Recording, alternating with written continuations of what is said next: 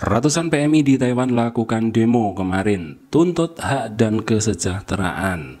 Kata mereka, kami bukan robot, kami butuh istirahat. Apa saja tuntutan mereka? Kalian mendukung atau tidak? Simak informasinya berikut ini.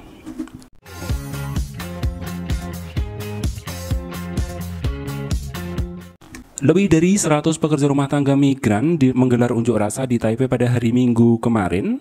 Mereka meminta perlindungan yang lebih baik atas hak-hak dan kesejahteraan mereka di Hari Buruh Internasional menjelang Hari Ibu. Para pekerja, banyak dari mereka adalah para wanita dari Filipina, Indonesia, dan Vietnam. Mereka mengatakan perlindungan hukum adalah apa yang mereka inginkan sebagai hadiah untuk Hari Ibu yang akan datang atau jatuh pada 9 Mei mendatang. Mereka berkata, kami bukan robot, kami butuh istirahat. Pekerjaan rumah tangga adalah pekerjaan dan berhak mendapat perlindungan hukum, kata mereka dalam rapat umum di depan gedung kabinet di Taiwan kemarin. Grace Liu, juru bicara jaringan pemberdayaan migran di Taiwan, MENS, mengatakan pekerja perawatan rumah tangga asing di Taiwan tidak memiliki perlindungan hukum karena mereka tidak mencakup atau tidak dicakup oleh undang-undang standar tenaga kerja negara Taiwan.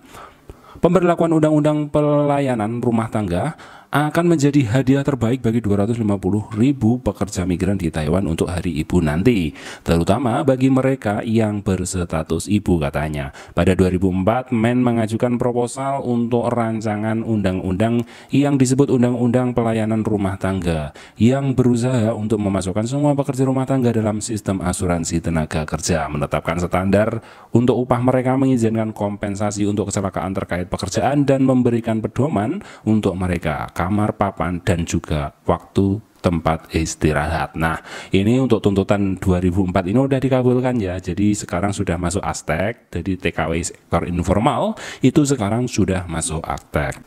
Menurut Men, rata-rata pekerja rumah tangga asing itu bekerja 10,4 jam sehari. Benarkah kalian bekerja 10,4 jam per hari merawat akong dan ama? Silahkan jawab sendiri di kolom komentar. Berpenghasilan 17.000 NT per bulan, jauh di bawah upah minimum yang bulanannya itu sekarang 24.000 NT sektor pabrik ya. Dari upah 17.000 itu biasanya itu masih ada lemburan dan mereka menerima take home pay itu sekitar 19.000 NT, bisa lebih ya, itu rata-rata, belum potongan. Mengutip laporan yang dirilis oleh Kementerian Tenaga Kerja pada tahun 2020, Men mengatakan 34,4% pekerja rumah tangga migran di Taiwan tidak diizinkan oleh majikan mereka untuk mengambil cuti. Kalian boleh nggak cuti? Seorang pengasuh atau TKW asal Indonesia yang dipanggil Feni ya, ia juga mengatakan pekerjaannya sangat berat, tetapi terkadang tidak dianggap layak untuk mendapatkan bayaran yang layak. Menanggapi tuntutan buruh migran tersebut, Kementerian Tenaga Kerja mengeluarkan siaran pers yang menyebutkan bahwa usulan UU Pelayanan Rumah Tangga tetap menjadi tantangan yang sulit untuk menentukan jam kerja dan tugas PRT. Namun, pemerintah telah mengambil langkah-langkah untuk melindungi hak dan kesejahteraan pekerja rumah tangga migran dengan lebih baik, kata kementerian tersebut, seraya menambahkan bahwa semua pekerja migran termasuk dalam Undang-Undang Perlindungan dan Jaminan Kecelakaan Kerja yang baru disahkan kemarin.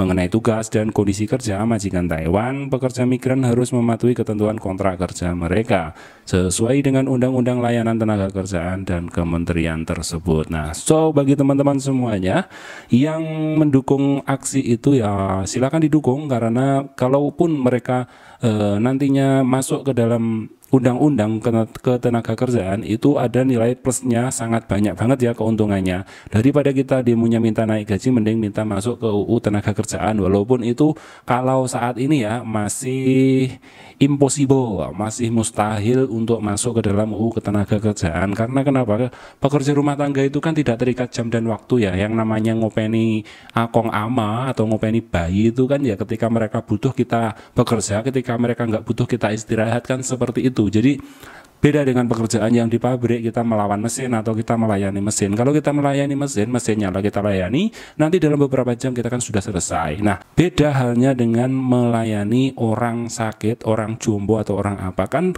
beda. Setiap saat mereka memanggil, setiap saat kita harus mengawasi, dan jadi disitulah pemerintah kepusingan atau kebingungan menentukan jam kerjanya gimana. Kalau jam kerja dari jam 8 sampai jam 12 atau jam 8 malam begitu misalnya, 8 pagi sampai 8 malam. Setelah itu ketika momongannya ingin apa kan juga siapa yang melayani lagi. Jadi kan kalau jam kerja itu ditentukan, nanti satu majikan itu wajib mengambil 3 TKW. Ya kenapa? Karena jam kerja itu kan 8 jam. Kalau 24 jam kan berarti 3 shift.